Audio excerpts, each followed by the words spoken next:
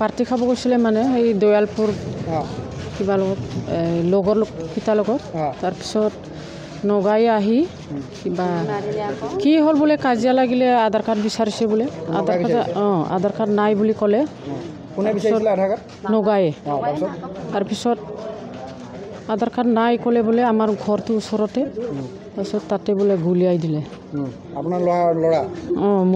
শনি ল'ৰা নাম ল'ৰাৰ নাম কি প্ৰকাশ বড়ো কোন জেগাত ঘৰ আপোনাৰ কদমগুৰি এক নং কদমগুৰি কেইজন লগৰ সিহঁতি 6জনমান গৈছিলোঁ বাকী কেইজনৰ গুলি লাগিছে নেকি নাই লগা এজনৰহে লাগিলে নাই আমিতো নাজানো আমি ঘৰতে আছোঁ তাৰপিছত সিহঁতি কি হ'ল তাতে বোলে গুলিয়াই দিলে এজনৰে লাগিলে আপোনাৰ ল'ৰা শনি ল'ৰা কিমান বয়স হ'ব ল'ৰা কিমান বয়স হ'ব ভনী ল'ৰা 25 বছৰ হ'ল কোন জেগাত ঘৰ বুলি ক'লে 1 নং কদমগুৰি আৰু ক'ত ফুৰিবলৈ গৈছিলে এইটো অদালপথাৰ কিবা নগা ওচৰত আছিলে অদালপথাৰ মই ভাবোঁ গোটেই ঘটনাটোৰ কাৰণে আমাৰ গোলাঘাট জিলা প্ৰশাসন আৰু ইয়াৰ যিটো ৰাজনৈতিক নেতৃত্ব অজন্তা নেওগ ডাঙৰীয়ানী আৰু সৰুপথাৰ বিধায়ক বিশ্বজিৎ ফুকন ডাঙৰীয়া ইয়াৰ কাৰণে জগৰীয়া কাৰণ এই আখৰাটো আমি দেখিছিলোঁ বেছ কিছুদিন ধৰি চলি আছিল কাৰণ আপোনালোক সকলোৱে জানে আমি বাৰম্বাৰ কৈছিলোঁ যে অসমৰ অন্য প্ৰান্তৰ উচ্ছেদৰ লগত আমাৰ গোলাঘাটৰ উৰিয়ামঘাট আৰু নেঘেৰিবিলৰ উচ্ছেদ একেই নহয় কাৰণ সেয়া সম্পূৰ্ণ বিবদমান অঞ্চল স্পৰ্শকাতৰ অঞ্চল আমি দেখিছোঁ যে ইয়াৰ আগতে মেৰাপানীত চিট ফাৰ্মৰ নামত 2000 বিঘা মাটি নগাই আক্ৰমণ কৰি তেওঁলোকে কাঢ়ি ল'বলৈ বিচাৰিছিল আজি কেইদিনমানৰ আগতে আমি 2 মাহৰ পূৰ্বে তাত আন্দোলন গঢ়ি তুলিছিলোঁ আৰু সেই মাটিখিনি আমাৰ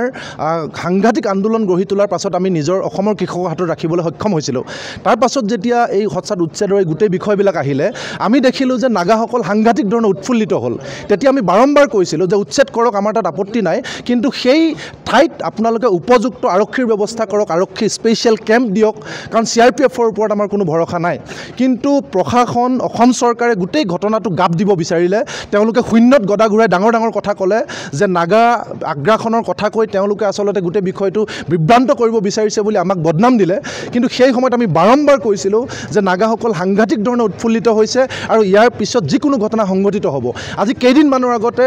এই গুৰিয়াম ঘাটত এটা ঘৰ জ্বলাই দিয়া অভিযোগ উঠিছিল আৰু তাত প্ৰত্যক্ষদৰ্শীয়ে কৈছিল যে নাগাই জ্বলাইছে কিন্তু তাত আমি দেখিলোঁ খুদ বিধায়কগৰাকীয়ে সৰুপথাৰত তেওঁ ফিল্ডত নামি ক'লে যে এয়া নহয় মিয়া মানুহে জ্বলাইছে ইয়াৰ আগতে আমি দেখিলোঁ যে উৰিয়াম ঘাটৰ সেই অঞ্চলত নাগাই ফলক লগাইছে সেই কথা তেওঁলোকে ডিনাই কৰিলে তেওঁলোকে নামানে তেওঁলোকে গোটেই ঢাপি ঢুকি প্ৰেছ মাৰি ৰাখিব বিচাৰিলে গোটেই ব্যৱস্থাটো যাৰ কাৰণে আজি বিস্ফোৰণ ঘটিছে আপোনালোকে চাওক 15 আগষ্টৰ দিনাখন উদালি CRPFৰ কেম্পৰ পৰা 1 কিলোমিটাৰ 1.5 কিলোমিটাৰ দূৰত এই ধৰণৰ এটা সংঘটিত হ'ল একদম শূন্য দূৰত্বৰ পৰা নগাই গুলি কৰিছে এজন স্থানীয় বড়ো যুৱকক এই ঘটনা কিয় সংঘটিত হ'বলৈ পালে এতিয়া আমাৰ গোলাঘাট জিলা প্ৰশাসন অজন্তা নেওগ ডাঙৰীয়ানী মুখ্যমন্ত্ৰী ডাঙৰীয়া যোনে কৈছিলে কোনেও চিন্তা কৰিব নালাগে বৰ্ডাৰত নগাই একো কৰিব নোৱাৰে তেওঁলোকে উত্তৰ দিব লাগিব আজি নিশ্চিতভাৱে আপোনালোকে জানে তেওঁলোকে থাকি থুপি থোৱাৰ যিটো ব্যৱস্থা কৰিলে সমগ্ৰ ঘটনাটো লুকুৱাবলৈ চেষ্টা কৰিলে সেইকাৰণে আজি এই ঘটনা সংঘটিত হ'বলৈ পালে শূন্য দূৰত্বৰ পৰা এগৰাকী বড়ো যুৱকক গুলিয়াইছে আৰু যি চিস্মাত বসুমতাৰী প্ৰকাশ বড়ো আৰু সুব্ৰত নায়ক তিনিগৰাকীকৈ লোকে এগৰাকীক গুলিবিদ্ধ কৰিছে আনকেইগৰাকীক বন্দুকেৰে আক্ৰমণ কৰিছে আপোনালোকে আজি হস্পিটেলত চাওক গতিকে এই অৱস্থা সংঘটিত হোৱাৰ আঁৰত চৰকাৰে গোটেই বিষয়টো লুকুৱাব বিচৰাটো একমাত্ৰ কাৰণ গতিকে আমি স্পষ্টভাৱে ক'ব বিচাৰিছোঁ CRPFে নগাৰ পক্ষলৈ ইয়াত তেওঁলোকে স্পেচিয়েল বেটালিয়ন কেম্প লাগে আৰু মুখ্যমন্ত্ৰীৰ হস্তক্ষেপ লৈ সীমান্তৰ বাসীক নিৰাপত্তা দিব লাগে কেৱল থুপি থাপি থাকি ৰাজনীতিকভাৱে গোটেই বিষয়টো চালে নহ'ব নগা আগ্ৰাসন আছিল আছে আৰু ভৱিষ্যতেও থাকিব নগাই সীমান্তবাসীত উপদ্ৰৱ চলাই আছে চলাই থাকিব এই ঘটনাটো লুকুৱাব কোনেও নোৱাৰে গতিকে থুপি থাপি থাকিবলৈ যাওঁতে আজি গুলি খাবলগীয়া হ'ল অসমৰ যুৱক ইয়াৰ দায়িত্ব চৰকাৰে ল'ব লাগিব গোলাঘাট জিলা প্ৰশাসনে ল'ব লাগিব আৰু যাতে ঘটনা সংঘটিত নহয় তাৰ কাৰণে তাৎক্ষণিকভাৱে আৰক্ষী ব্যৱস্থা কৰিবলৈ আমি মেৰাপানী দৈয়াং আৰু উৰিয়ামঘাট সীমান্তত তাৎক্ষণিক ব্যৱস্থা কৰিবৰ কাৰণে আমি দাবী জনাইছোঁ ক'বলৈ হয় তেতিয়াহ'লে কিন্তু মেৰাপানীত আহি পেলাই নাগাখিনিয়ে বজাৰ কৰিবলৈ আমি নিদিওঁ এইটো বীৰ লাচিত সেনা গোলাঘাট জিলা সমিতি একেবাৰে স্পষ্ট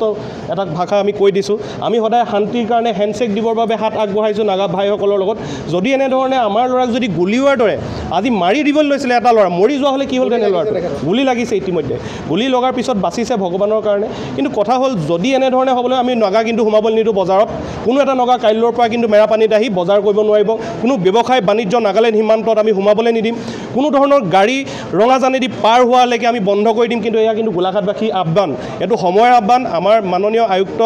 পুলক মহন্ত ডাঙৰীয়াক এটা বস্তু আমি দাবী জনাইছোঁ,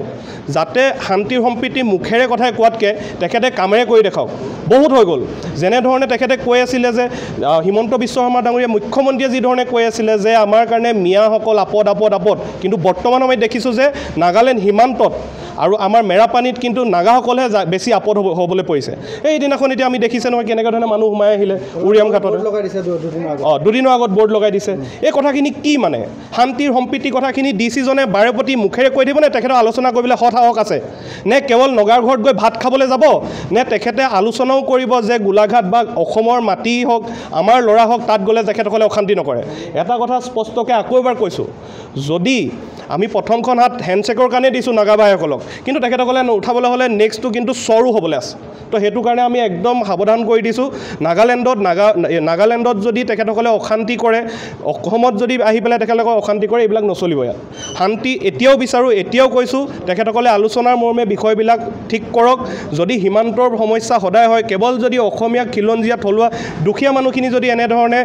আপোনাৰ শোষিত হ'বলৈ হয়, তেতিয়া তাৰ কাৰণে কিন্তু জগৰীয়া গোলাঘাট জিলাৰ আয়ুক্তজন। যিকোনো খবৰৰ বাবে যোগাযোগ কৰক 7099017330 লগতে 7099017110 নম্বৰত।